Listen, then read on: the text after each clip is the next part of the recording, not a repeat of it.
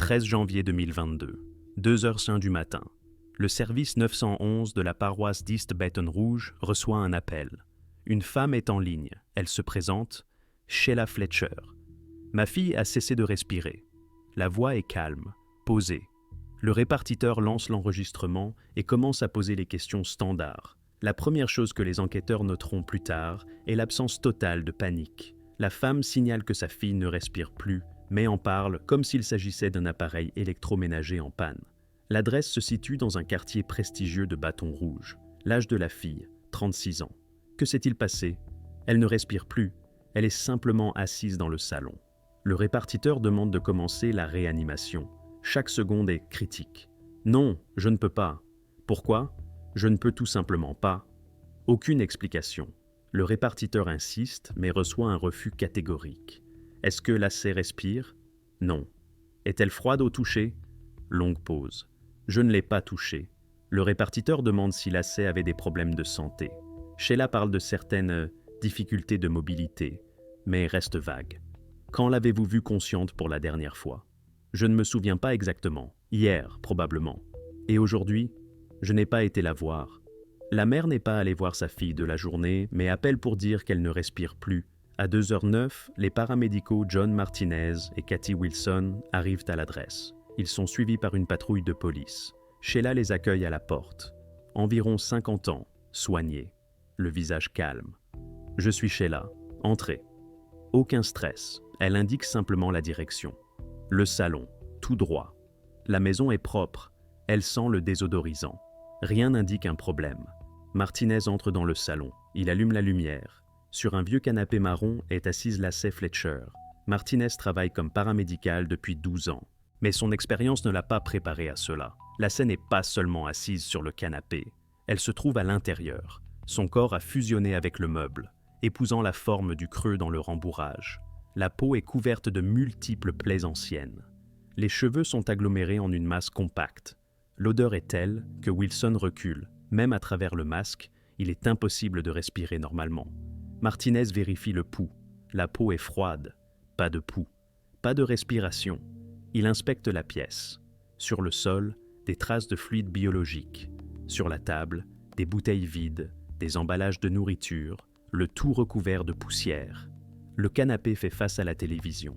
Sur une étagère, une console de jeu. Le fil traîne jusqu'au canapé. Le tableau est clair. L'AC ne se trouvait pas sur ce canapé depuis des jours, mais depuis des mois, peut-être des années. Martinez sort dans le hall. Sheila et son mari, Clay, s'y tiennent, calmes. « Elle est pas partie ?» demande Sheila d'un ton banal. « Oui, la police veut vous poser des questions. » 22 minutes plus tard, les détectives arrivent. Sam Robbins, 17 ans à la brigade des crimes contre les personnes. Il entre dans le salon, allume un éclairage supplémentaire, prend des photos sous différents angles. Son partenaire sort de la pièce pour la première fois en des années de service, afin de reprendre son souffle. Robbins vérifie les détails. Les fenêtres sont obscurcies par un film spécial. Les vitres n'ont pas été lavées depuis des années. Il sort son dictaphone. L'AC Fletcher, 36 ans, blessures multiples, signes d'immobilisation prolongée dans une position unique, absence de soins, durée probable, des mois ou des années, à traiter comme une scène de crime. Robbins sort dans la cuisine. Sheila et Clay Fletcher sont assis à table avec un café. Ils discutent calmement. À quelques mètres d'eux se trouve la pièce où gît leur fille dans un état indescriptible. Mais sur leur visage, il n'y a ni stress ni chagrin. Le détective comprend qu'une enquête commence sur une affaire qui montrera jusqu'où peut aller l'indifférence humaine. Une affaire où l'arme aurait été l'ignorance absolue de l'existence d'un autre être humain. Sheila et Clay Fletcher sont des personnes à la réputation irréprochable.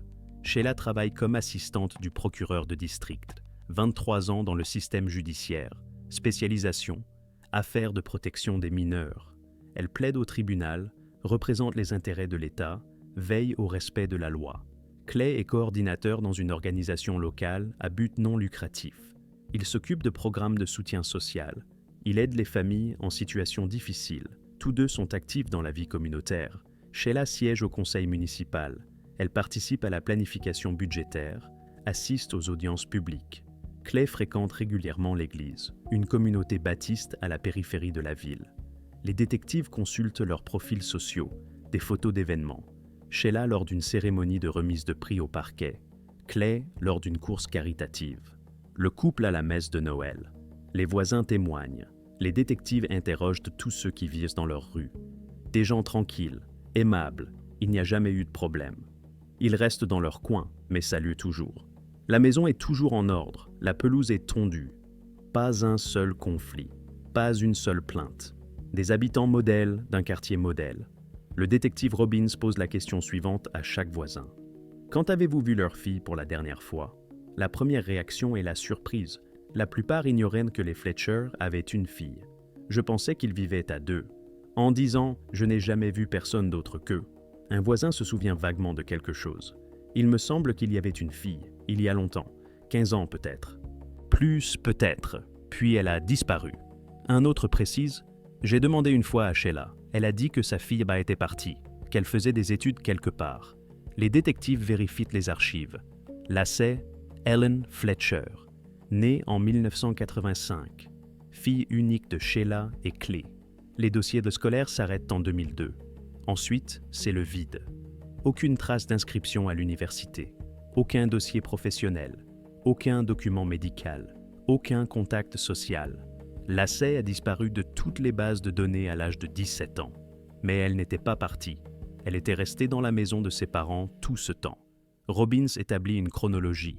2002, dernier dossier scolaire. 2022, découverte. 20 ans. Pendant 20 ans, Lacey Fletcher s'est trouvée dans cette maison située dans un quartier où vivent des dizaines de familles.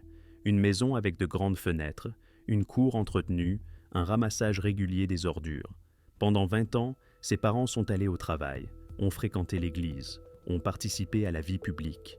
Ils rentraient dans cette maison chaque soir, et durant ces 20 années, personne, ni voisin, ni collègue, ni membre de l'église, n'a demandé où se trouvait leur fille, parce que Sheila et Clay avaient de créer une image parfaite.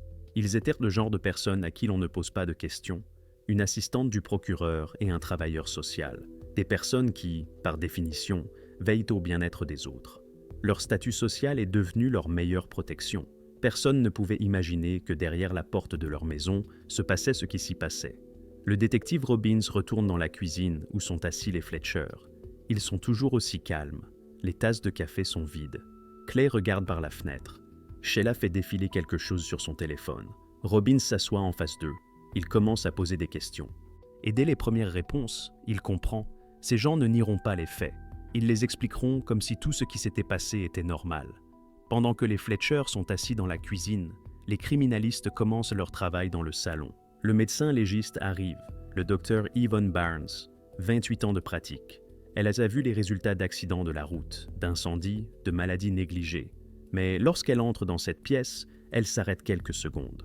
La première chose notée est la position de Lacey sur le canapé.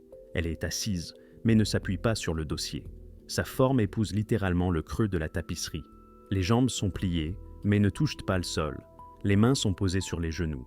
Barnes s'approche. Commence l'examen préliminaire. La peau est couverte d'escarres de stade 3 et 4. Ce ne sont pas des blessures superficielles, ce sont des lésions tissulaires profondes atteignant l'os, sur les fesses, les cuisses, le dos. Certaines sont si vieilles que les bords sont cicatrisés par du tissu fibreux. Les cheveux n'ont pas été peignés depuis des années. Ils forment une masse dense, emmêlée avec des particules de tissu du canapé. Les ongles des mains et des pieds sont longs, incurvés. Ils n'ont pas été coupés depuis au moins plusieurs années. Barnes prend des notes sur son dictaphone. Sa voix est monocorde, professionnelle, mais les mots sont choquants. Multiples escarres de différents stades d'ancienneté, signes d'immobilisation prolongée, absence totale d'hygiène de base. Les criminalistes photographient chaque détail. Ils travaillent méthodiquement, zone par zone. Le canapé. La tapisserie est imprégnée de fluides biologiques, urine, excréments, sang. Les taches s'enfoncent profondément dans le rembourrage. Les ressorts sont déformés par le poids, ce qui est resté sur eux pendant des années sans mouvement. Autour du canapé, le sol. Le tapis est totalement imbibé. Sous le tapis, le parquet a gonflé à cause de l'humidité constante. Les planches ont noirci, ont commencé à pourrir. Sur la table basse, à 1 mètre du canapé, des traces de présence. Des bouteilles d'eau vides, des emballages de plats préparés, des contenants en plastique de livraison. Tout est recouvert d'une épaisse couche de poussière. Un criminaliste ramasse l'un des emballages. La date sur le tampon, 2019. Il y a 3 ans. La télévision en face du canapé est branchée. Sur la télécommande, des empreintes digitales, pas celles de lacet. Les vérifications montreront plus tard qu'il s'agit de celles de Sheila. Sur l'étagère sous la télévision, une console de jeu. Le fil de la manette traîne jusqu'au canapé. La manette gît à côté de lacet, à moitié enfoncée dans les plis de la tapisserie. Les fenêtres sont fermées par des rideaux épais. Sur les vitres, un film occultant spécial. De l'extérieur, il est impossible de voir ce qui se passe à l'intérieur. Les vitres n'ont pas été lavées depuis des années. La couche de saleté est si dense que même sans rideau, il serait difficile de distinguer quoi que ce soit. La porte du salon n'a pas de verrou. N'importe qui pouvait entrer à tout moment. Barnes continue l'examen. Elle mesure la température ambiante, vérifie les signes qui aideront à établir l'heure du décès. Rigor mortis absente, livor mortis faiblement marqué en raison de la spécificité de la position. Évaluation préliminaire, entre 8 et 12 heures se sont écoulées. 8 à 12 heures. Sheila a appelé le 911 à 2 heures du matin. Cela signifie que Lacey a cessé de respirer approximativement entre 2 et 6 heures de l'après-midi de la veille. Barnes se pose la question que le procureur posera plus tard. Quand exactement Sheila a-t-elle compris que sa fille ne respirait plus? Immédiatement? 1 heure après? Plusieurs heures après? Et pourquoi n'a-t-elle pas appelé tout de suite? Les criminalistes collectent des échantillons. Ils prélèvent des preuves sur le canapé, le sol, les surfaces environnantes. Tout sera envoyé au laboratoire. Robbins se tient à l'entrée du salon. Il observe cette scène. Il essaie de comprendre la chronologie. Lacey a disparu de tous les dossiers en 2002. Elle avait 17 ans. Nous sommes en 2022. Elle en a 36, 20 ans. Des escarres d'un tel degré n'apparaissent pas en quelques mois. C'est le résultat d'années d'immobilité. Les médecins diront plus tard, au moins 10 à 12 ans. Pendant 10 ou 12 ans, Lacey Fletcher ne s'est pas levée de ce canapé. Elle n'a pas marché. Elle n'a pas bougé au-delà de la portée de sa main. Pendant 10 ou 12 ans, elle s'est trouvée dans cette pièce, alors que ses parents vivaient leur vie ordinaire à quelques mètres d'elle. Robbins comprend que ce n'est pas un accident. Ce n'est pas une situation qui a échappé à tout contrôle soudainement. C'est le résultat d'une inaction systémique, prolongée et consciente. Et maintenant, la tâche de l'enquête est de prouver que Sheila et Clay Fletcher savaient ce qui se passait et ont fait le choix de ne rien faire. Les criminalistes rédigent le procès-verbal officiel. Chaque détail est consigné avec précision, sans émotion. Un document qui deviendra la base de l'accusation. Objet découvert en position assise sur un canapé de couleur marron. Identification. Lacey Ellen Fletcher, 36 ans. Viennent ensuite les descriptions techniques. Mais derrière les formulations sèches, une image difficile à concevoir. Lacey est couverte d'excréments, couche après couche. Les récents sur les anciens, ceux-là sur d'autres encore plus anciens. Pendant des années, personne n'a nettoyé, personne n'a lavé, personne n'a changé ses vêtements. Elle était assise en permanence là-dedans. L'urine a imprégné le canapé de part en part. La tapisserie s'est décomposée au contact constant des fluides biologiques. Le rembourrage est devenu un nid à bactéries. Les ressorts ont rouillé. Les escarres sur les fesses et les cuisses sont si profondes qu'elles exposent le tissu osseux. Le procès-verbal utilise le terme « transperçante ». Cela signifie que les plaies ont traversé toutes les couches de la peau, de l'hypoderme, des muscles, pour atteindre l'os. De telles plaies n'apparaissent pas rapidement. D'abord la peau rougit, puis une ampoule apparaît, puis elle éclate, puis commence la nécrose des couches superficielles, puis des couches profondes. Chaque stade prend des semaines, des mois. Pour qu'une escarre atteigne l'os, il faut des années de pression ininterrompue sur le même endroit. Des insectes ont été découverts dans les plaies, vivants. Des mouches ont pondu des œufs dans les lésions ouvertes. Les larves s'y développaient, se nourrissant des tissus nécrotiques. Le procès-verbal consigne un autre détail. Les contours de Lacey ont fusionné avec la tapisserie du canapé. Les criminalistes utilisent le terme « intégration ». Sa peau a littéralement fusionné avec le tissu à cause du contact prolongé et de l'humidité constante. Lorsqu'il faudra la transporter plus tard, le canapé devra être découpé. Il est impossible de séparer Lacey du meuble sans endommager les restes. Ils sont devenus un tout. Le médecin légiste Barnes poursuit l'examen. Elle vérifie les signes d'autres causes possibles. Il n'y a aucune trace de contention violente. Ni corde, ni menottes, ni sangle. Lacey n'était pas attachée. Elle ne pouvait tout simplement pas bouger. Barnes examine les membres. Les muscles sont totalement atrophiés. Les jambes sont fines, comme celles d'une personne plongée dans le coma depuis des années. Mais Lacey n'était pas dans le coma, elle était consciente, devant le canapé, la télévision, la console de jeu. Elle pouvait voir, entendre, prendre la manette, mais elle ne pouvait pas se lever. Le détective Hall, le partenaire de Robbins, vérifie les autres pièces de la maison. Il monte au 2e étage. 3 chambres. L'une est celle des parents. Propre, le grand lit est fait.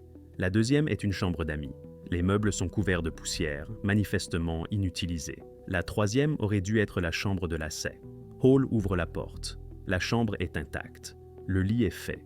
Des posters au mur, des groupes du début des années 2000. Une étagère de livres, des manuels scolaires, quelques romans pour adolescents. Sur le bureau, un vieil ordinateur, un moniteur à tube cathodique. Tout semble indiquer que Lacey vient de sortir et va revenir. Mais la couche de poussière dit que personne n'est entré ici depuis des années. Hall redescend, fait son rapport à Robbins. Celui-ci hoche la tête. Le tableau se complète. Lacey avait sa propre chambre, un lit, un espace personnel. Mais à un moment donné, elle a cessé d'y monter. Elle est restée dans le salon et n'a plus jamais quitté le canapé. Barnes termine l'examen préliminaire, dicte ses conclusions. La cause du décès sera établie après l'autopsie. Préliminairement, facteurs multiples. Choc septique dû à des escarres infectés, émaciation, déshydratation, insuffisance rénale. Le laboratoire déterminera la séquence exacte. Elle marque une pause, puis ajoute une phrase qui figurera dans tous les rapports. L'état de l'objet indique un long processus d'extinction, au moins 10 ans d'immobilisation totale. 10 ans. Robbins entend ce chiffre et comprend. Il faut maintenant reconstituer toute la chronologie. Quand Lacey s'est-elle assise sur ce canapé? Pourquoi ne s'est-elle pas levée? Et surtout, qu'ont fait Sheila et Clay durant toutes ces années? Ils retournent dans la cuisine. Les Fletcher y sont toujours assis, calmes. Clay regarde par la fenêtre. Sheila consulte son téléphone. Robbins s'assoit en face d'eux, sort son carnet, allume le dictaphone sur la table. « Je dois vous poser quelques questions sur Lacey. » Sheila hoche la tête, pose son téléphone. Bien sûr, la voix est posée, comme si le détective demandait quel temps il fait, et non des nouvelles d'une fille que l'on vient de découvrir dans un état indescriptible. Quand Lacey a-t-elle quitté la maison pour la dernière fois? Sheila réfléchit. Il y a longtemps, 12 ans probablement. 12 ans? Oui, environ. Pourquoi ne sortait-elle pas? Elle avait des particularités, elle ne voulait pas. Robbins prend une note, continue. Quand Lacey s'est-elle levée du canapé pour la dernière fois? Longue pause. Sheila regarde Clay, il se tait. Il y a longtemps aussi. Depuis combien de temps? Je ne me souviens pas exactement. Robbins change de tactique. Est-ce que vous compreniez qu'elle avait des escarres? Oui. Avez-vous consulté un médecin? Non. Pourquoi? Elle ne voulait pas. Réponse simple. Comme si cela expliquait tout. Et c'est précisément à ce moment que Robbins comprend. La stratégie de défense des Fletcher est déjà prête. Ils prétendront que Lacey a choisi elle-même ce mode de vie, qu'ils ne pouvaient pas la forcer, qu'ils respectaient sa décision. L'interrogatoire se poursuit. Robbins passe aux questions de base. Comment Lacey mangeait-elle? Comment gérait-elle son hygiène? Qui s'occupait d'elle? Sheila répond sans hésitation, comme si elle racontait une routine domestique banale. Nous lui apportions de la nourriture. Elle mangeait seule. Nous posions les assiettes sur la petite table à côté. À quelle fréquence? Chaque jour, habituellement 2 fois. Et l'eau? Des bouteilles d'eau, également sur la table. Robbins consigne chaque mot. Continue. Lacey pouvait-elle se rendre à la salle de bain? Non, elle ne se levait pas. Comment faisait-elle pour les toilettes? Sheila marque une première pause notable, puis répond « Elle faisait ça directement sur place. » Sur le canapé? Oui. Est-ce que vous nettoyez? Parfois. À quelle fréquence ce parfois? Haussement d'épaule. Quand c'était nécessaire. Mais Robbins regarde Clay. Celui-ci reste muet durant toute la conversation. Il est assis, fixant un point précis. « Monsieur Fletcher, êtes-vous d'accord avec ce que dit votre femme? » Clay hoche lentement la tête. « Oui. » Rien de plus, une réponse monosyllabique. Robbins revient vers Sheila. « Lacey avait des escarres, vous l'avez vu? » « Oui. » « Quand sont-elles apparues? » « Je ne me souviens pas exactement, progressivement. Compreniez-vous que c'était grave? Nous pensions que c'était dû au fait qu'elle ne bougeait pas. Avez-vous essayé d'aider, de soigner les plaies, d'appeler un médecin? Nous lui avons proposé, elle a refusé. Encore cet argument, Lacey refusait, comme si cela dédouanait les parents de toute responsabilité. Quand avez-vous parlé à Lacey pour la dernière fois? Avant-hier ou hier matin, je ne sais plus. De quoi avez-vous parlé? On lui a demandé comment elle se sentait. Elle a dit « normalement ». Robbins prend une note, revient à la chronologie. Quand Lacey a-t-elle cessé de sortir de la maison? Vers 2006, peut-être 2007. Elle avait environ 20 ans? Oui, environ. Pourquoi a-t-elle cessé de sortir? Elle avait des particularités, de l'anxiété sociale, elle n'était pas à l'aise avec les gens. Était-elle suivie par un psychiatre? Autrefois, oui. Ensuite, elle a refusé. Quand a-t-elle cessé de se lever du canapé? Sheila réfléchit plus longtemps que d'habitude. Il y a 10 ans, peut-être plus. Et depuis lors, elle ne s'est plus jamais levée? Non. Pendant 10 ans, elle ne s'est pas levée, et vous n'avez pas appelé de médecin? Nous avons proposé, elle ne voulait pas. Argument cyclique, à chaque fois la même réponse. L'officier posté à la porte fait un signe à Robbins. La caméra piéton enregistre toute la conversation. L'enregistrement est déjà sauvegardé. Plus tard, les procureurs analyseront chaque intonation, chaque pause. Robbins change de direction. Vous avez travaillé toutes ces années? Oui, tous les deux. Qui restait avec Lacey? Elle était seule pendant la journée. Nous rentrions le soir. Chaque jour, vous partiez au travail en laissant votre fille sur le canapé. Elle était adulte, responsable d'elle-même. Ce mot, responsable, devient la clé. Sheila le répète plusieurs fois. Responsable, capable de prendre des décisions, capable de refuser l'aide. Mais les criminalistes dans la pièce voisine constatent une toute autre réalité. Une personne qui ne peut pas se lever, qui ne peut pas aller à la salle de bain, couverte d'escarres jusqu'à l'os. Ce n'est pas de la responsabilité, c'est une impuissance totale. Robbins pose une question directe. Compreniez-vous que Lacey était en train de mourir? Pour la première fois, Sheila hésite. Elle regarde Clay. Il continue de se taire. Nous ne pensions pas que c'était si grave. Elle avait des plaies jusqu'à l'os. Comment pouviez-vous ne pas comprendre? Elle disait qu'elle allait bien. Robbins pose son carnet. Observe ce couple, tous deux soignés, calmes, vêtements propres, cheveux coiffés. Sheila porte un maquillage léger. Clay a une montre, manifestement chère. Ils ressemblent à des gens ordinaires de la classe moyenne que l'on aurait dérangés par hasard tard le soir. Aucune trace de choc, aucune trace de chagrin. Comme si leur fille n'était pas allongée dans la pièce d'à côté, dans un état qui a forcé des paramédicaux expérimentés à sortir pour reprendre leur souffle. À ce moment, Hall entre dans la cuisine, dit doucement à Robbins « Il faut qu'on parle ». Ils sortent dans le couloir. Hall montre des photos sur une tablette. C'est du 2e étage, la chambre des parents, la salle de bain. Robbins regarde. Tout est parfaitement propre. Le lit est fait. La salle de bain étincelle. Les serviettes sont soigneusement suspendues. Et ça, c'est le couloir près du salon. Photo suivante. Propre aussi, aucune trace. Aucune odeur en dehors d'une seule pièce. Il nettoyait toute la maison, régulièrement, sauf le salon. Robbins comprend la signification de ce détail. Les Fletcher maintenaient l'ordre partout, lavèrent les sols, essuyèrent la poussière, faisaient la lessive. Mais dans la pièce où se trouvait leur fille, ils n'entraient maintenant que pour laisser de la nourriture et de l'eau. Aucun nettoyage, aucune hygiène, aucune aide. Une décision consciente, chaque jour pendant des années. Robbins retourne dans la cuisine, s'assoit face aux Fletcher. « Monsieur et Madame Fletcher, je dois vous informer maintenant. Vous êtes des personnes d'intérêt pour l'enquête. Je vous recommande d'exercer votre droit à un avocat. » Sheila hoche la tête, calmement. « Très bien, nous appellerons notre avocat. » Ils ne sont pas surpris, comme s'ils s'y attendaient. Robbins se lève, fait signe aux officiers. Les Fletcher ne sont pas encore arrêtés. Il faut rassembler toutes les preuves, mais leurs dépositions sont consignées. Leur version est enregistrée. Et maintenant, la tâche de l'enquête est de démonter cette version pièce par pièce et de montrer que derrière chaque « elle ne voulait pas » se cache la décision consciente de ne pas aider une personne sans défense.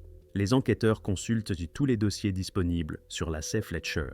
Il faut comprendre comment une jeune femme ordinaire a fini sur un canapé dont elle n'a pas bougé pendant 12 ans. Les dossiers médicaux commencent dès son plus jeune âge. On a diagnostiqué à Lacey un trouble du spectre autistique à l'âge de 9 ans. Un autisme de haut niveau.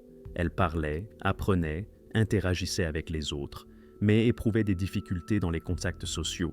Les dossiers scolaires donnent plus de détails. Les enseignants la décrivent comme une élève intelligente mais renfermée. De bonnes notes en sciences exactes. Des difficultés dans les activités de groupe. Elle préférait passer son temps seule. Les évaluations psychologiques des archives scolaires mentionnent une anxiété sociale. Lacey évitait les grands rassemblements. Elle participait rarement aux activités périscolaires. Mais Elle réussissait le programme scolaire. Le dernier dossier médical date de 2002. Lacey a 7 ans. Un examen de routine avant la fin de sa scolarité. Le médecin note « santé normale, poids normal, aucun problème physique ». Après cela, le vide total. 20 ans sans aucune visite chez le médecin. Aucune ordonnance. Aucun recours aux cliniques. Les détectives interrogent ses connaissances d'école. Ils trouvent quelques personnes qui se souviennent de Lacey. Elle était calme, elle s'asseyait dans un coin de la classe. Elle ne parlait presque avec personne. J'ai essayé de devenir son amie. Elle répondait poliment, mais restait toujours à distance. Après la remise des diplômes, je ne l'ai plus jamais revue. Je pensais qu'elle était partie dans une autre ville. Personne ne s'est demandé où elle était passée. Les gens supposaient simplement que Lacey avait continué sa vie ailleurs. Les enquêteurs construisent une chronologie. 2002. Lacey termine l'école. Dernier examen médical. Dernier dossier dans le système éducatif. Période 2003-2006. Période floue. Les voisins l'apercevaient douce parfois dans la cour, rarement, furtivement. Puis, ils ont cessé de la voir tout à fait. Environ 2006-2007. Lacey cesse de quitter la maison. Selon Sheila, elle l'a décidé ainsi. Elle passe tout son temps dans le salon. 2010-2011. Selon les estimations du médecin légiste, c'est à cette époque que Lacey cesse de se lever du canapé. Les premières escarres commencent à se former. 2022, découverte. 12 ans sur un canapé. 12 ans dans la même position. 12 ans pendant lesquels les parents ont observé leur fille s'éteindre lentement sans entreprendre la moindre action. Les détectives vérifient les relevés téléphoniques de la famille. Au cours des 10 dernières années, pas un seul appel vers des établissements médicaux depuis le numéro fixe des Fletcher. Aucun appel de médecin à domicile. Aucun achat de médicaments via l'assurance de Lacey. Les relevés bancaires montrent des dépenses régulières pour la nourriture, les besoins courants, mais aucune dépense pour des soins médicaux pour Lacey. L'assurance de Lacey est restée active toutes ces années. Les Fletcher payaient les cotisations, mais ils n'ont jamais utilisé la couverture. Les services sociaux vérifient de leur base. Aucun signalement concernant Lacey Fletcher, ni de la part des voisins, ni de la famille, ni de passants.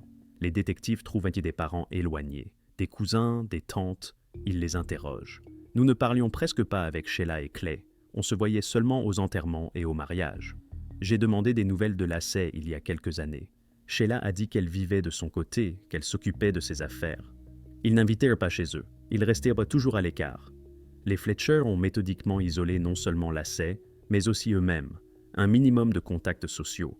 Aucun invité à la maison. Toute communication se limitait au travail ou à l'église. Robbins rassemble toutes les données dans un seul dossier. Le tableau devient clair. Lacey était une personne vulnérable. Son autisme et son anxiété sociale la rendirent dépendante de ses parents. Elle ne pouvait pas chercher de l'aide par elle-même. Elle ne pouvait pas se protéger. Elle s'en remettait totalement à Sheila et Clay, et ils ont utilisé cette dépendance. Progressivement, année après année, ils ont réduit son espace. D'abord la maison, puis une seule pièce, puis le canapé. Et finalement, le creux dans ce canapé, dont Lacey ne pouvait physiquement plus sortir. Chaque étape était un choix conscient. Ne pas appeler de médecin, ne pas soigner les plaies, ne pas changer les conditions. Simplement apporter le minimum de nourriture et d'eau pour que le processus se poursuive lentement. Ce n'était pas un meurtre rapide, c'était une extinction lente, étalée sur des années. Et pendant tout ce temps, les parents continuaient leur vie ordinaire. Ils travaillaient, allaient à l'église, maintenaient la maison en ordre, à quelques mètres de la pièce où leur fille se transformait en élément de mobilier. 14 janvier 2022, lendemain de la découverte. Les détectives mettent en place une surveillance de la maison des Fletcher, procédure standard lors d'une enquête de ce niveau. Il faut consigner le comportement des suspects. Le matin, Clay sort dans la cour. Il sort la tondeuse du garage. Il passe méthodiquement sur tout le terrain. Il tond l'herbe, ramasse les feuilles, range les outils dans le garage. Les voisins observent cela. L'un d'eux témoignera plus tard. « Je l'ai vu tondre la pelouse. C'était étrange. Hier, leur fille est morte et il s'occupe du jardin, comme si rien ne s'était passé. Pendant ce temps, Sheila est à l'intérieur. Les détectives lui ont demandé de ne pas quitter la ville, mais elle est libre, ni arrêtée, ni détenue. À midi, elle sort vers sa voiture, prend le volant, part. La surveillance note, elle va à son travail, au parquet. Ses collègues rapporteront plus tard que Sheila est venue au bureau comme d'habitude. Elle a allumé son ordinateur, elle a classé des papiers. À la question sur sa forme, elle a répondu brièvement. Tout va bien, un peu fatiguée. Aucune mention de Lacey. Aucune explication. Une journée de travail comme n'importe quelle autre. Le soir, tous deux rentrent à la maison, allument la lumière. À travers les fenêtres, on les voit regarder la télévision. Une soirée ordinaire d'un couple ordinaire. Une semaine passe. L'enquête se poursuit. Le salon est toujours sous scellé. Les criminalistes effectuent des prélèvements supplémentaires. Mais le reste de la maison est accessible. Les Fletcher y vivent, dorment dans leur chambre, cuisinent dans la cuisine, regardent la télévision dans la pièce voisine, à quelques mètres de l'endroit où leur fille a passé les 12 dernières années de sa vie. Les voisins commencent à remarquer des détails. D'habitude, ils restaient à l'écart, mais là, encore plus, ils ne saluent pas. Ils passent rapidement de la voiture à la maison. Ils n'ont eu aucun visiteur. Personne n'était venu présenter ses condoléances. Aucun ruban noir, aucune fleur. Les détectives vérifient si des funérailles sont prévues.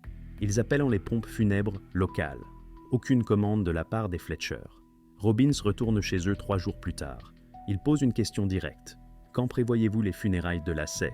Sheila le regarde calmement. Nous n'avons pas encore décidé. Il faut attendre que l'enquête termine son travail. Formellement, c'est une réponse logique. Mais quelque chose dans l'intonation ne va pas. Il n'y a pas ce chagrin que des parents devraient éprouver. Robbins mène une série d'interrogatoires supplémentaires. À chaque fois, les Fletcher répondent calmement, méthodiquement. L'avocat est présent, mais ils n'ont presque pas besoin de son aide. Ils ne sont pas nerveux, ne s'embrouillent pas dans leur déposition. À la question de savoir pourquoi ils n'ont pas appelé à l'aide plus tôt, la réponse est toujours la même. Nous nous occupions d'elle comme nous le pouvions. Elle refusait elle-même toute aide. À la question sur leur compréhension de la gravité de la situation, nous pensions que nous maîtrisions la situation. À la question sur ce qu'ils ressentent maintenant, c'est une tragédie, mais nous tenons le coup. Des réponses froides, distantes, comme s'ils parlaient d'une personne étrangère. Un psychologue sollicité pour l'affaire analyse les enregistrements des interrogatoires. Il écrit dans sa conclusion « Absence de réaction émotionnelle correspondant à la situation ». Rationalisation de leur propre inaction. Transfert de responsabilité sur la fille. Signe classique d'absence d'empathie. Les détectives comparent avec d'autres affaires. Habituellement, lorsque des parents perdent leurs enfants adultes, même si les relations étaient complexes, il y a une réaction, un choc, un deuil, un sentiment de culpabilité. N'importe quoi. Ici, rien, un calme absolu. Encore une semaine passe. Les résultats de l'autopsie sont prêts.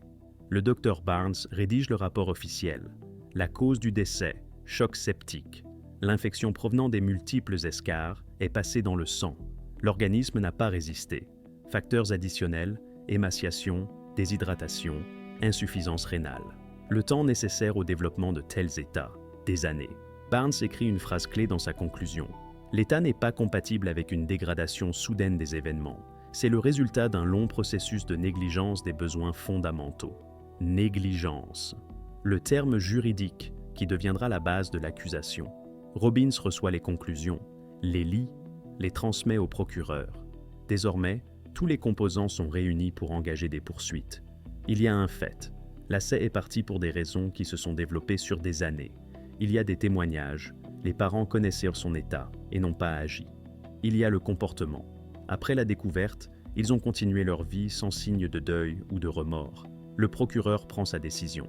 Sheila et Clay Fletcher seront arrêtés pour homicide involontaire par négligence. L'autopsie est pratiquée à la morgue de la paroisse d'East Baton Rouge. Le docteur Barnes travaille plusieurs heures, consignant chaque détail. Le rapport officiel arrive le 20 janvier. 32 pages. Mais l'essentiel se résume à quelques points clés. Cause immédiate du décès. Choc septique. Infection massive dans le sang. Source. Multiples escarres de stade 4, devenus des portes d'entrée pour les bactéries. Les plaies sont si profondes que le tissu osseux est exposé. À plusieurs endroits, une ostéomyélite a commencé, une infection de l'os lui-même. Cela ne se développe pas rapidement. C'est un processus qui prend des mois de négligence constante. Facteurs additionnels, émaciation et déshydratation. Le poids de Lacey, 42 kg pour 1,70 m, un indice critiquement bas. Les organes internes montrent des signes de dénutrition prolongée. Les muscles sont atrophiés. Les réserves de graisse sont inexistantes. Les reins présentent des signes d'insuffisance chronique.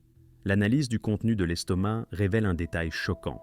Parmi les restes de nourriture, des fragments de mousse et de tissu du canapé, Lacey mangeait le rembourrage. Cela témoigne d'un degré de famine extrême. Quand une personne a un besoin si désespéré de nourriture qu'elle commence à manger ce qui est immangeable. Barnes note, indique de longues périodes sans nutrition suffisante.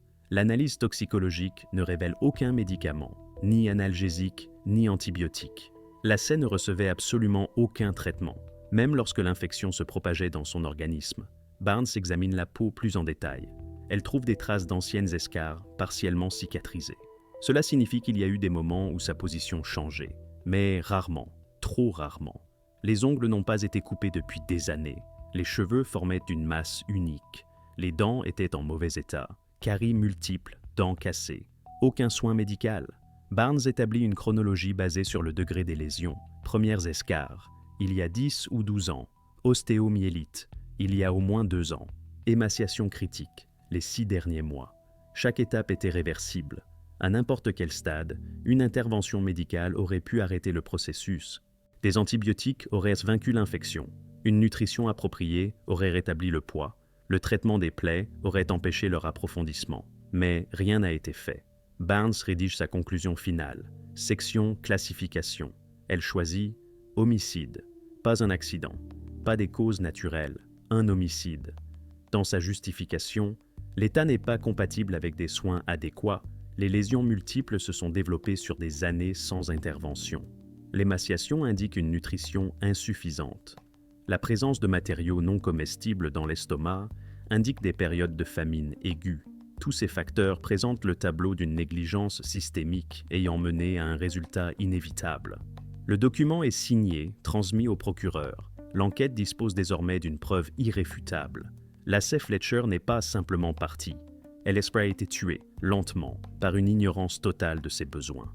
Et les meurtriers étaient les personnes qui, selon la loi, étaient responsables d'elle. Le procureur fait appel à un expert indépendant, le docteur Jeffrey Reiman, spécialiste des plaies et des soins de longue durée. 30 ans de pratique, consultant sur les dossiers de faute professionnelle médicale. On lui transmet les pièces du dossier, les photos de la scène, les conclusions du médecin légiste, les dépositions des parents. Reiman étudie tout cela pendant plusieurs jours, puis il rend une conclusion écrite et accepte de témoigner devant le tribunal. Son analyse commence par l'explication du processus de formation des escarres, stade 1. Rougeur de la peau. Apparaît après quelques heures de pression constante sur un seul point. La circulation sanguine est perturbée, les tissus ne reçoivent plus d'oxygène. La peau rougit. À ce stade, le processus est réversible. Il suffit de changer de position. Stade 2. Ampoule. Si la pression continue, la couche supérieure de la peau commence à se détacher. Des ampoules remplies de liquide apparaissent. Cela prend des jours ou des semaines. Toujours réversible avec des soins appropriés. Stade 3. Plaie ouverte. La peau est totalement détruite. La plaie atteint l'hypoderme. Le tissu adipeux est visible. Une intervention médicale est requise. Sans traitement, le processus s'approfondit. Cela prend des semaines ou des mois. Stade 4. Lésion profonde. La plaie traverse toutes les couches. Peau, graisse, muscles, atteint l'os. Le tissu osseux est visible. Le traitement est complexe, long. Sans intervention, une infection de l'os commence. Cela prend des mois ou des années. Lacey avait des escarres de stade 4, multiples, sur les fesses, les cuisses, le dos. Reiman explique, pour qu'une escarre atteigne l'os, il ne suffit pas de rester immobile. Il faut rester immobile pendant des années, sans aucun soin des plaies. Il analyse les photographies. Il pointe des détails concrets. Les bords des plaies sont couverts de tissu nécrotique, noir, mort. Cela indique l'absence prolongée de soins. Le tissu vivant n'est pas noir. Dans certaines plaies, on voit des traces de moelle osseuse. Cela signifie que l'infection a pénétré à l'intérieur de l'os. Une ostéomyélite à ce stade se développe pendant au moins 1 ou 2 ans. Reiman fait une remarque clé. Les escarres de stade 4 s'accompagnent d'une douleur intense, constante, insupportable. Une personne ne peut pas ne pas ressentir cela, et l'odeur. Le tissu nécrotique, l'infection, le pus, tout cela crée une odeur de décomposition caractéristique, forte, âcre. Il est impossible de ne pas la remarquer, même à travers une porte fermée. Les Fletcher prétendaient ne pas comprendre la gravité de la situation, mais Reiman explique « c'est physiquement impossible. Si une personne vit dans une maison où se trouve quelqu'un avec de telles plaies, elle sait, elle voit, elle sent l'odeur. Ignorer un tel état est un choix conscient. Reimann passe à l'analyse de l'émaciation. Un poids de 42 kg pour 1,70 m correspond à un indice de masse corporelle de 14.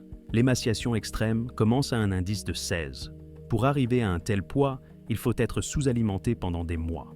L'organisme brûle d'abord les graisses, puis les muscles. Les organes internes rétrécissent. L'immunité chute. À ce poids, une personne ne peut pas se déplacer seule, même si elle le voulait.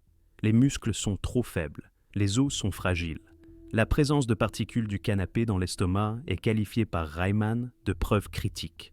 Ce n'est pas un hasard. C'est le signe d'une famine si intense qu'une personne mange tout ce qu'elle peut atteindre. Reimann établit une échelle de temps basée sur les données médicales. Il y a 10 ou 12 ans, lacet cesse de se lever. Les premières escarres commencent à se former, toujours réversibles. Il y a 8 ou 10 ans, les escarres s'approfondissent jusqu'au stade 3. Des soins médicaux sont requis. Il y a 5 ou 7 ans, les plaies atteignent l'os. L'ostéomyélite commence. Stade critique. Il y a 2 ou 3 ans, l'infection se propage. L'émaciation devient critique. Dernier mois, l'organisme ne tient plus. Les reins lâchent. L'immunité ne peut plus lutter contre l'infection. Le décès est inévitable. Chaque point sur cette échelle est un moment où une intervention médicale aurait pu changer l'issue, mais rien n'a été fait. Reimann rédige sa conclusion pour le tribunal. La formulation est claire. L'état n'est pas compatible avec la version d'une dégradation soudaine. C'est le résultat de plusieurs années de négligence systémique. Les parents ne pouvaient pas ne pas savoir ce qui se passait. La douleur et l'odeur rendaient la situation évidente pour quiconque se trouvait dans la maison. Le document rejoint le dossier d'accusation. Une preuve scientifique, irréfutable, que les Fletcher ont vue, ont su et ont consciemment choisi de ne pas agir pendant des années. Les détectives élargissent à l'enquête. Il faut établir si quelqu'un d'autre était au courant de l'état de lacet. Peut-être y avait-il des témoins qui auraient pu intervenir, mais ne l'ont pas fait. Premier cercle, les parents. Éloignés car les Fletcher n'ont pratiquement pas de proches. La cousine de Sheila, Meredith, témoigne. Je les voyais une fois tous les 2 ou 3 ans, aux enterrements, au mariage. Je demandais toujours des nouvelles de lacet. Sheila disait qu'elle vivait de son côté, quelque part dans un autre état, qu'elle s'occupait de ses affaires. Vous ne soupçonniez rien? Non. Pourquoi l'aurais-je fait? Sheila travaillait au parquet, une personne respectée. Je n'avais aucune raison de ne pas la croire. Le frère de Clay, David, raconte une histoire similaire. Clay disait que Lacey préférait vivre seule, qu'elle avait des traits de caractère particuliers, qu'elle n'aimait pas communiquer. Je comprenais, pour certaines personnes, c'est plus confortable ainsi. Aucun membre de la famille n'avait été chez les Fletcher depuis des années. Toutes les rencontres avaient lieu sur terrain neutre ou chez d'autres personnes. Deuxième cercle, les voisins. Les détectives interrogent tout le monde dans la rue. La femme d'en face, Madame Collins, vit là depuis 15 ans. Je n'ai jamais vu leur fille. Je ne savais même pas qu'elle existait. Il semblait être un couple ordinaire à l'âge de la retraite. Le voisin de gauche, Monsieur Harris. Une fois, j'ai demandé à Clay s'ils avaient de la famille. Il a répondu brièvement. La fille est adulte, elle vit à part. Il n'a pas développé le sujet. Personne n'a entendu de cris. Personne n'a senti d'odeur. Les fenêtres du salon étaient toujours fermées, les rideaux tirés. Les détectives vérifièrent les registres postaux. Toute la correspondance au nom de Lacey arrivait à l'adresse des parents. Sheila et Clay récupéraient les lettres. Relevés bancaires, assurances médicales, avis fiscaux, tout passait par eux. Les services sociaux vérifient leur base de données. Il n'y a pas un seul signalement concernant Lacey Fletcher, ni de la part des voisins, ni de la famille, ni d'un quidam. Le service de protection des adultes doit vérifier les cas de négligence possibles. Mais pour commencer une vérification, il faut un signal, un appel téléphonique, une plainte écrite, n'importe quoi. Pour Lacey, il n'y a pas eu de signal. Officiellement, elle figurait comme une adulte responsable d'elle-même, vivant avec ses parents. Aucun signal d'alarme. Les détectives vérifient les établissements médicaux dans un rayon de 50 km. Peut-être que les Fletcher avaient se consulté quelque part, à titre privé, sans assurance. Aucune trace au nom de Lacey au cours des 20 dernières années. Ils vérifient les pharmacies. Peut-être avaient-ils acheté des préparations, des bandages, quelque chose pour soigner les plaies. Aucun achat correspondant sur leur carte bancaire. L'église que fréquentaient les Fletcher. Les détectives s'entretiennent avec le pasteur. Ils venaient chaque dimanche, des paroissiens tranquilles. Ils participaient aux offices, mais pas aux activités sociales. Mentionnaient-ils leur fille? Jamais. Je ne savais même pas qu'ils avaient une fille. Les collègues de Sheila au parquet donnent des témoignages similaires. En 23 ans de travail, Elle n'a jamais mentionné Lacey dans les conversations. Elle n'apportait pas de photos, ne parlait pas d'événements familiaux. Les collègues de Clay à l'ONG disent la même chose. Des relations professionnelles, un minimum de personnel. Les détectives brossent un tableau. Les Fletcher ont méthodiquement créé autour d'eux un vide d'informations. Ils se sont distanciés de leur famille. Ils ont évité les liens sociaux étroits. Ils n'invitèrent personne chez eux. L'isolement était total, intentionnel, contrôlé. Robbins analyse toutes les données collectées. Il écrit dans son rapport « Les suspects ont consciemment caché l'existence de leur fille au monde extérieur. Ils ont créé la fausse impression qu'elle vivait à part.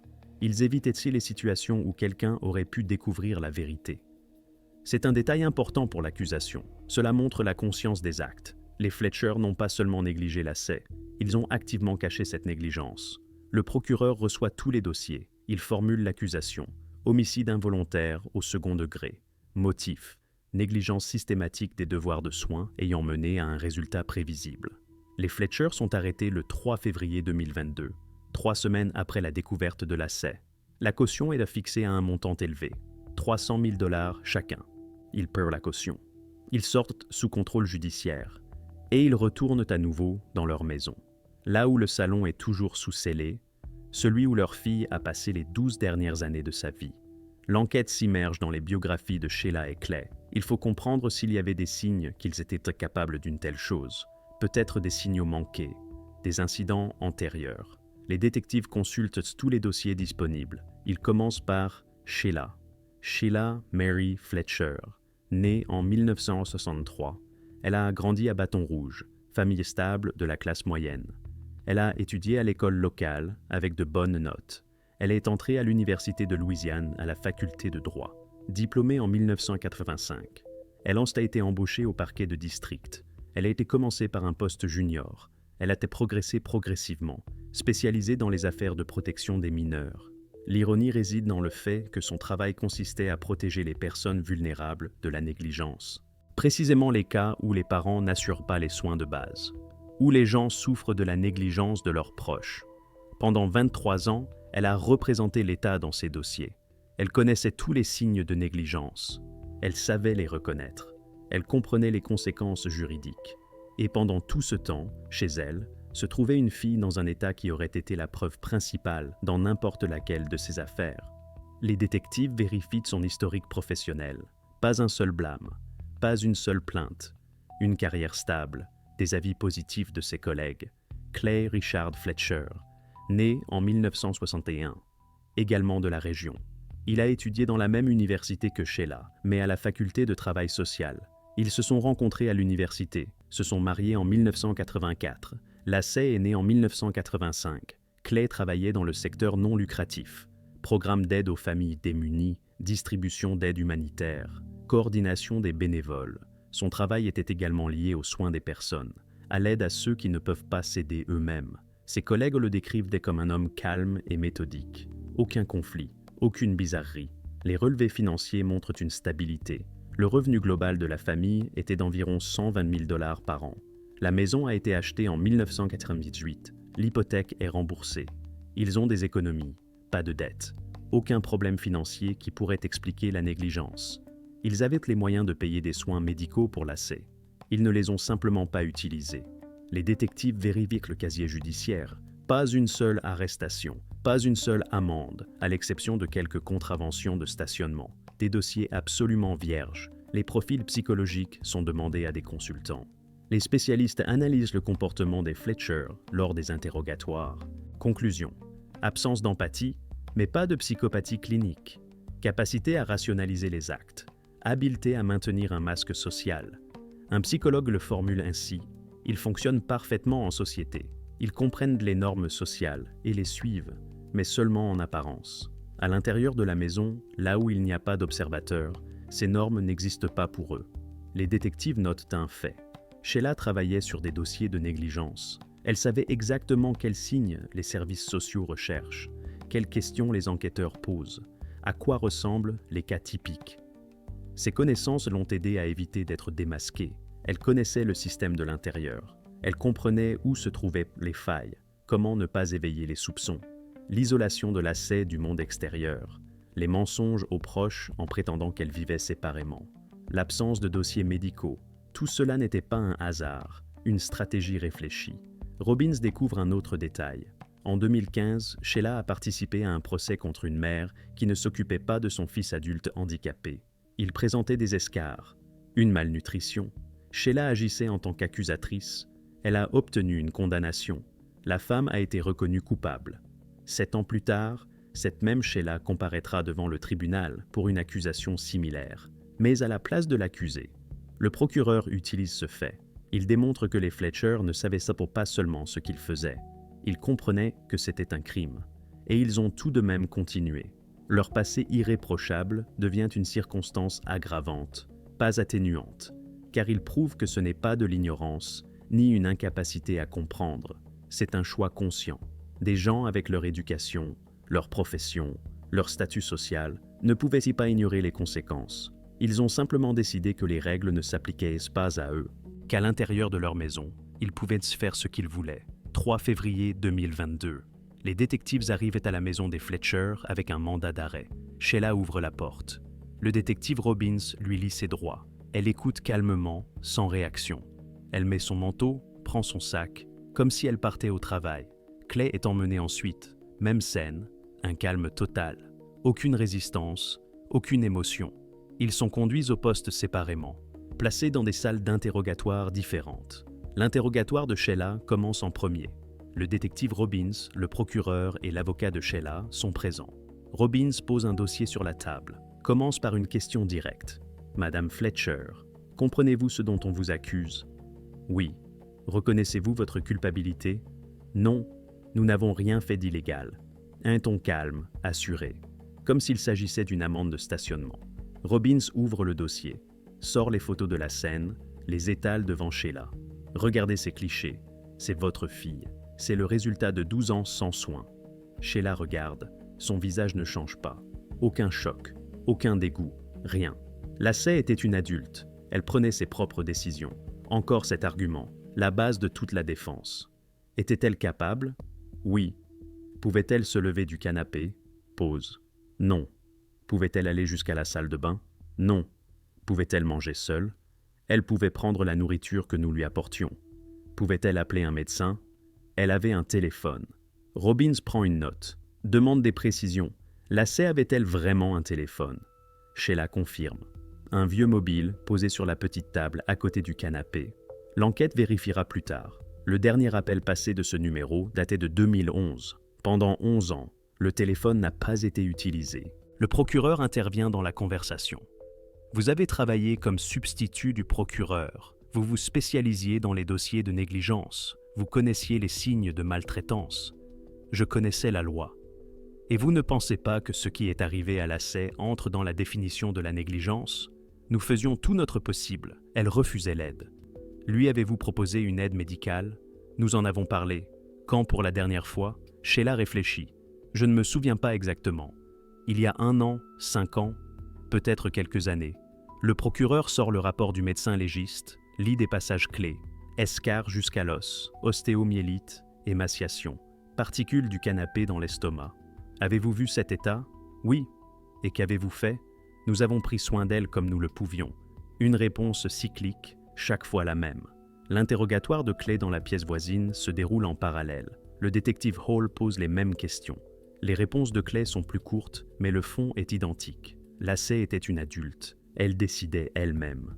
Il ne pouvait pas l'y forcer. Hall montre les photos. Clay regarde. L'expression de son visage ne change pas. Vous voyez cela chaque jour ? Oui. L'odeur ne vous dérangeait pas ? Longue pause. On s'y habitue. Cette phrase figurera dans tous les rapports. On s'y habitue. L'aveu que la situation a duré si longtemps qu'elle était devenue la norme.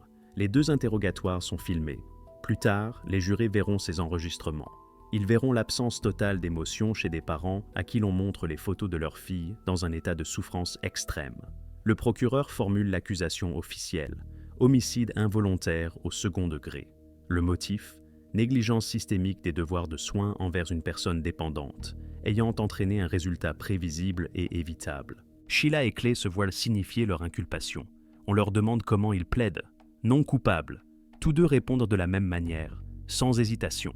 Le juge fixe la caution, 300 000 $ chacun. Les Fletcher perdent la caution le jour même. Ils quittent le poste de police. Une audience préliminaire est fixée. La date du procès est prévue dans 6 mois. Pendant ce temps, les deux parties préparent leurs arguments. La défense insistera. Lacey était capable. Elle avait le droit de refuser l'aide. Les parents respectaient son choix. L'accusation prouvera, Lacey était vulnérable, dépendante de ses parents, physiquement incapable de se protéger. Les parents ont exploité cette vulnérabilité, créé les conditions d'un déclin lent et ont activement caché la situation au monde extérieur. L'affaire reçoit un large écho médiatique. Les médias locaux publient les photos des Fletcher, racontent les détails. Le public est choqué. Une assistante du procureur et un travailleur social sont accusés du crime même qu'ils combattaient professionnellement. Le procès commence en août 2022. La salle d'audience de la paroisse d'East Baton Rouge est comble. Journalistes, habitants, militants, tous veulent voir comment seront jugés un substitut du procureur et un travailleur social pour ce qu'ils ont fait à leur fille. Sheila et Clay sont assis à la table de la défense, habillés formellement. Leurs expressions sont calmes, comme s'il s'agissait d'une réunion de travail ordinaire. Le procureur commence par les témoins clés. Le premier est le médecin légiste, le docteur Yvonne Barnes. Elle s'approche de la barre, prête serment, s'assoit. Le procureur pose une question. Docteur Barnes, depuis combien d'années pratiquez-vous des autopsies ? 28 ans. Combien de cas avez-vous vus pendant cette période ? Plus de 3000. Comment décririez-vous l'état de Lacey Fletcher par rapport aux autres cas ? Barnes marque une pause, choisit ses mots. C'est le cas de négligence le plus grave que j'ai vu de toute ma carrière. Un silence absolu règne dans la salle. Le procureur demande des précisions. Barnes explique « Elle a vu des victimes d'accidents, d'incendies, de maladies négligées. Mais un tel degré d'ignorance systémique et prolongé des besoins fondamentaux d'un être humain, jamais. » Le procureur montre les photos, avertit les jurés. Les images sont difficiles. Certains détournent le regard, d'autres regardent, mais leurs visages pâlissent. Barnes commente chaque photo, pointe les détails. Escarre de stade 4, signe d'ostéomyélite, émaciation. Elle explique tous les termes médicaux en langage simple. Ces plaies n'apparaissent pas en quelques semaines ou quelques mois. C'est le résultat d'années sans mouvement, sans soins, sans traitement. La défense tente de contester. L'avocat des Fletcher pose une question. Lacey aurait-elle pu refuser le traitement ? Théoriquement, oui. Mais une personne dans un tel état est physiquement incapable de prendre soin d'elle-même. Les parents avaient l'obligation légale d'assurer les soins. Le témoin suivant est le paramédic John Martinez, celui-là même qui est entré le premier dans le salon. Il décrit cette nuit-là. Le ton calme de Sheila au téléphone. La maison propre. Puis, le salon. Je travaille depuis 12 ans. J'ai vu beaucoup d'appels difficiles, mais rien ne m'avait préparé à cela. Il parle de l'odeur, de l'état de Lacey, du fait qu'elle avait littéralement fusionné avec le canapé. Le procureur demande « Comment a réagi Madame Fletcher quand vous êtes sortie de la pièce ?» Elle a demandé calmement. Est-elle partie? Comme s'il s'agissait d'un appareil ménager cassé. La défense tente d'intervenir à nouveau. L'avocat déclare qu'une réaction émotionnelle ne prouve pas la culpabilité. Le juge retient l'objection, mais les mots ont été dits. Les jurés les ont entendus. Le troisième témoin est le docteur Jeffrey Rayman, un expert indépendant en soins des plaies. Il explique le processus de formation des escarres, parle des stades, souligne que chaque stade est réversible avec une intervention à temps. À n'importe quelle étape, une aide médicale aurait pu stopper le processus, mais il n'y a pas eu d'aide. Le procureur présente une pièce à conviction, le canapé. Plus précisément, la section dans laquelle Lacey s'était littéralement incrustée. La section du canapé est apportée dans la salle. L'odeur est encore perceptible malgré le traitement. Les jurés voient le creux dans le rembourrage. Voient comment le tissu a été déformé par des années de pression constante. L'expert en criminalistique explique le tissu est imprégné de fluide biologique sur plusieurs centimètres de profondeur. L'analyse montre des couches d'âge différents. Les plus profondes datent de plus de 10 ans. C'est une preuve physique de la chronologie. Lacey n'est pas restée sur ce canapé pendant des mois, mais des années. La défense présente sa version. L'avocat insiste. Lacey était capable. Elle avait le droit de refuser l'aide. Les parents ne pouvaient pas la forcer contre sa volonté. Mais le procureur contre-attaque. Il montre les rapports médicaux. Une personne avec un tel degré d'atrophie musculaire ne peut physiquement pas se lever. Une personne avec une telle émaciation ne peut prendre de décisions rationnelles. Une personne souffrant en permanence de plaies infectées a besoin d'aide, qu'elle la demande ou non. L'argument final du procureur, la comparaison avec la profession de Sheila. Pendant des années, Elle a fait condamner des parents pour négligence dans des cas bien moins graves. Elle connaissait la loi, elle connaissait les signes, elle connaissait les conséquences. Et elle a pourtant fait la même chose à sa propre fille. Le procès entre dans sa 3e semaine. Les preuves de l'accusation semblent accablantes. Rapports médicaux, témoignages d'experts, photographies, pièces à conviction, tout pointe vers des années de négligence systémique. La défense tente de tenir sa ligne. L'avocat des Fletcher insiste. Il s'agit d'une omission involontaire, pas d'une intention de nuire. Ses clients ne voulaient pas une telle issue. Ils n'avaient simplement pas compris la gravité de la situation. Le procureur part chaque argument. Sheila Fletcher a travaillé 23 ans au bureau du procureur. Elle se spécialisait dans les affaires de négligence. Elle connaissait précisément les signes. Elle comprenait parfaitement les conséquences. Ce n'est pas de l'ignorance, c'est une indifférence délibérée. Il cite un exemple concret, une affaire de 2015 où Sheila accusait une femme de négligence envers son fils adulte. Celui-ci avait des escarres de stade 2, bien moins graves que celles de Lacey. Sheila Fletcher a obtenu une condamnation pour un état qui n'est même pas comparable à celui dans lequel se trouvait sa propre fille. Elle savait, elle comprenait. Elle a simplement décidé que les règles ne s'appliquaient pas à elle. Les jurés écoutent attentivement. Certains prennent des notes. On voit sur leur visage que les arguments du procureur sont convaincants. Après 3 semaines d'audience, l'inattendu se produit. Les avocats des Fletcher demandent une pause pour consulter leurs clients. Le juge accorde 2 jours. Pendant ces 2 jours, la défense négocie avec le procureur. Ils discutent de la possibilité d'un accord. Le procureur est prêt à réduire l'accusation de meurtre au second degré à homicide involontaire. Mais il exige une reconnaissance de culpabilité. Les Fletcher refusent de reconnaître leur culpabilité directement. Ils ne veulent pas dire publiquement « nous sommes coupables ». Ils proposent une alternative, la position de « nolo contendere », « no contest ». Nous ne contestons pas l'accusation. Juridiquement, ce n'est pas la même chose qu'un aveu de culpabilité. Mais en pratique, c'est très proche. L'individu ne dit pas « je l'ai fait », mais accepte que le procureur dispose de suffisamment de preuves pour condamner. C'est une manœuvre tactique. Cela permet d'éviter un aveu direct, ce qui est important pour d'éventuelles poursuites civiles. Mais pour le procès pénal, le résultat est le même. Le tribunal peut prononcer la sentence. Le procureur accepte. L'essentiel est d'obtenir une condamnation. La formulation est secondaire. Le procès reprend. Les Fletcher se lèvent. Le juge lit l'accusation, demande comment ils plaident. L'avocat répond pour eux. Mes clients ne contestent pas l'accusation. En anglais, no contest. Un murmure parcourt la salle. Les journalistes prennent des notes. C'est un aveu de fait. Le procès se termine. Le juge fixe la date du prononcé de la sentence. Dans 1 mois. Durant ce temps, un rapport sur la personnalité des prévenus et des recommandations sur la durée de la peine seront préparés. Les Fletcher quittent la salle d'audience. Leurs visages sont toujours aussi calmes. Aucune émotion, aucun remords. Les journalistes tentent d'obtenir un commentaire. L'avocat déclare brièvement « Mes clients regrettent ce qui s'est passé, mais ils maintiennent avoir fait tout leur possible dans une situation complexe. » Une déclaration formelle, froide, sans précision, sans reconnaissance de responsabilité. Regrettent ce qui s'est passé, comme s'il s'agissait d'une catastrophe naturelle et non du résultat de leurs propres actes. Le procureur fait sa déclaration à la presse. La justice avance. Les Fletcher ne contestent pas que leurs actions ont mené à une issue tragique. Désormais, la tâche du tribunal est de déterminer une peine juste. Le public est divisé. Certains considèrent que la position de « no contest » est une lâcheté, un refus de prendre ses responsabilités. D'autres disent que l'essentiel est qu'il soit puni. La formulation importe peu. Mais pour l'enquête, c'est une victoire. L'affaire n'ira pas en révision. Il n'y aura pas d'appel sur le fond de la culpabilité. Les Fletcher ont de fait accepté avoir commis un crime. Il ne reste qu'à déterminer la peine. L'enquête reconstitue le tableau de la vie dans la maison des Fletcher, sur la base des témoignages, des relevés bancaires, des dires des voisins. Il faut comprendre à quoi cela ressemblait jour après jour, année après année. Le matin, Sheila se lève à 7 heures, prend sa douche, s'habille, se maquille. Clay déjeune dans la cuisine, lit les nouvelles sur sa tablette. Ils discutent de leurs projets pour la journée, réunions de travail, factures, tâches ménagères.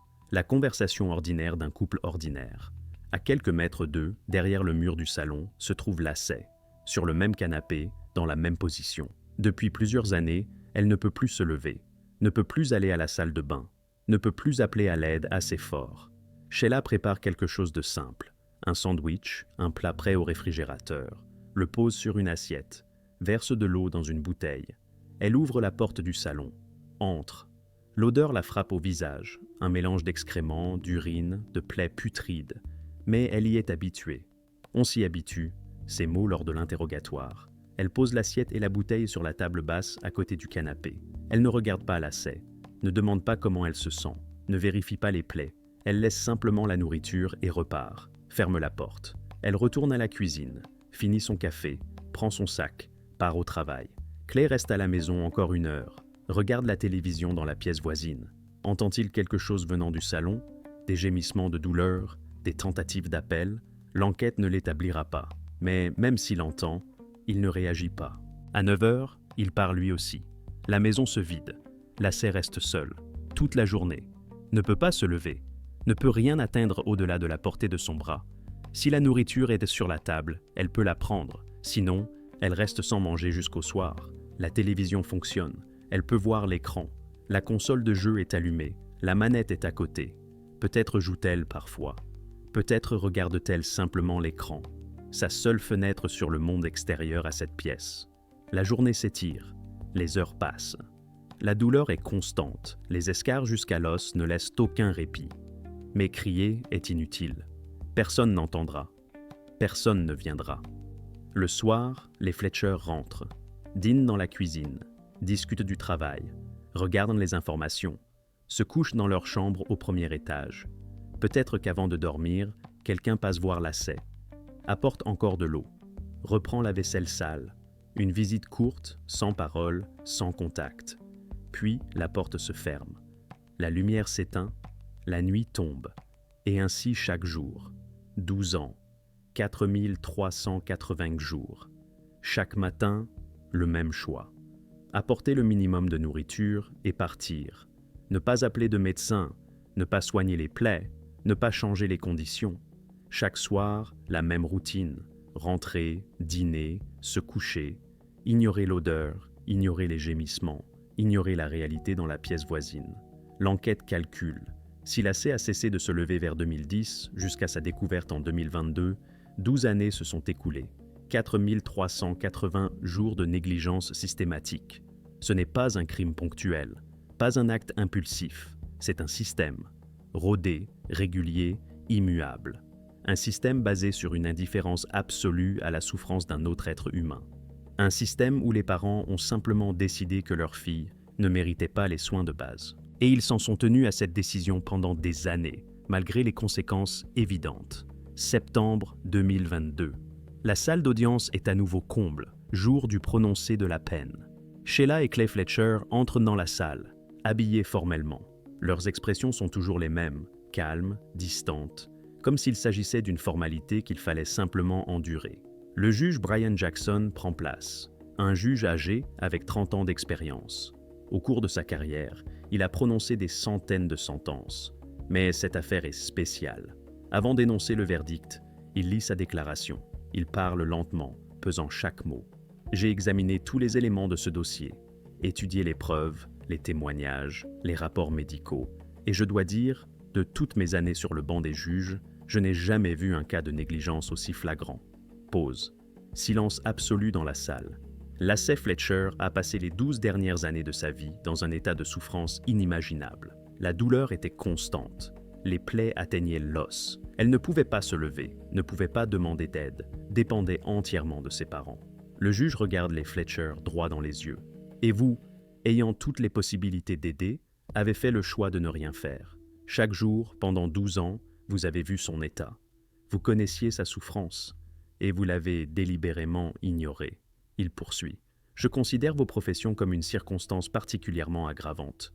Madame Fletcher, vous étiez substitut du procureur. Vous vous spécialisiez justement dans les affaires de négligence. Vous connaissiez la loi mieux que la plupart des gens. Monsieur Fletcher, vous travaillez dans les services sociaux. Votre tâche est d'aider les personnes vulnérables. Le juge marque une pause. Mais quand il s'est agi de votre propre fille, vous avez refusé d'appliquer les mêmes standards.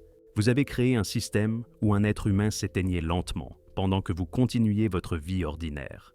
Il ouvre le document de la sentence.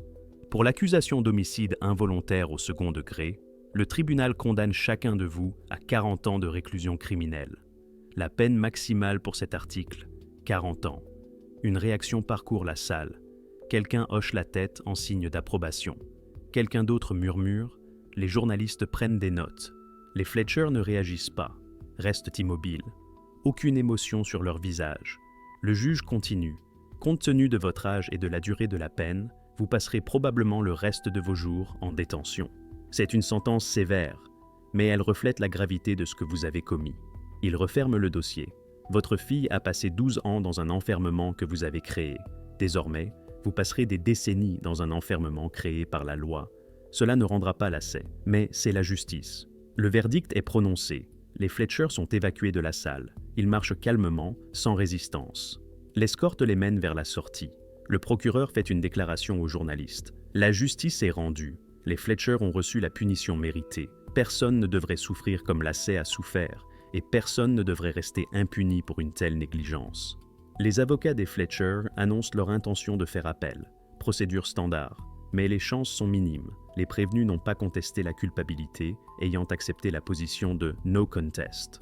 L'appel sera examiné pendant des mois. Finalement, la peine sera légèrement réduite, à 20 ans chacun. Cela reste une punition significative.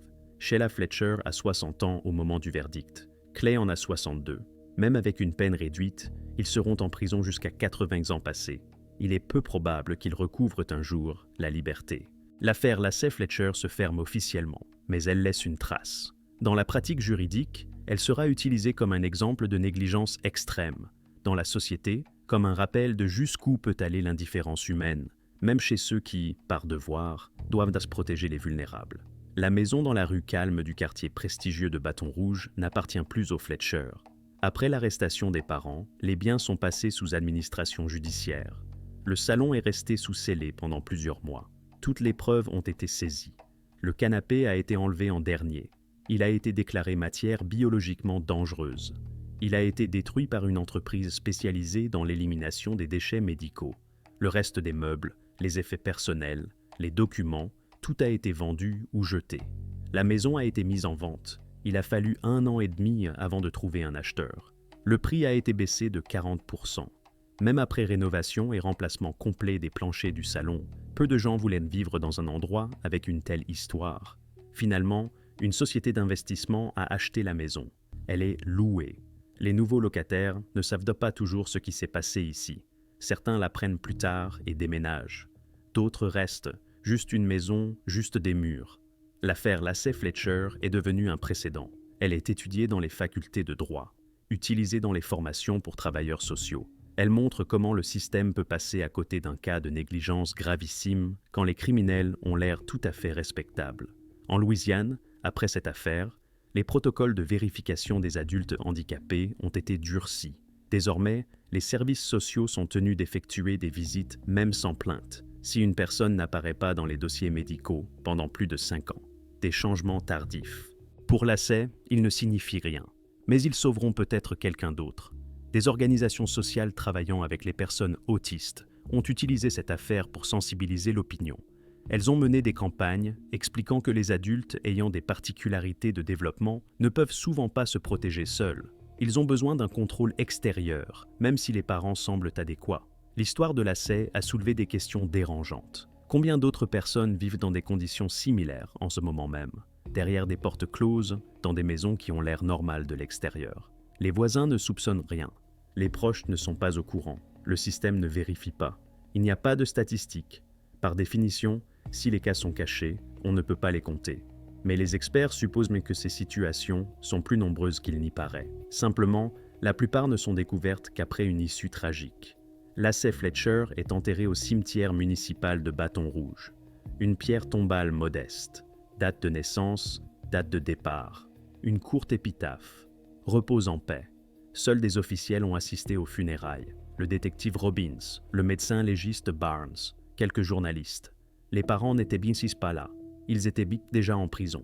L'affaire est classée juridiquement, mais elle reste ouverte dans un autre sens. Un rappel que les crimes les plus terribles ne se produisent souvent pas dans les rues, ni dans les ruelles sombres, mais à la maison, derrière des fenêtres aux rideaux tirés. dans des familles qui semblent irréprochables. Sheila et Clay Fletcher avaient créé un masque idéal. Ils travaillaient dans le système judiciaire et l'aide sociale, fréquentèrent l'église, maintenirent la maison en ordre. Aucun voisin n'a soupçonné qu'un crime de 12 ans se déroulait à l'intérieur.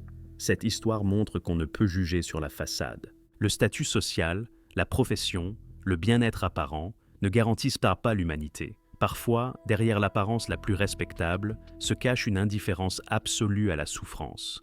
Et il reste une question sans réponse. Combien d'autres personnes se trouvent actuellement dans des situations semblables à celles de Lassay? Combien d'adultes vulnérables vivent dans l'isolement, dépendant de ceux qui ont choisi de ne pas les aider? Combien d'histoires ne seront jamais connues parce qu'il n'y aura pas ce coup de fil accidentel au 911 pour déclencher l'enquête?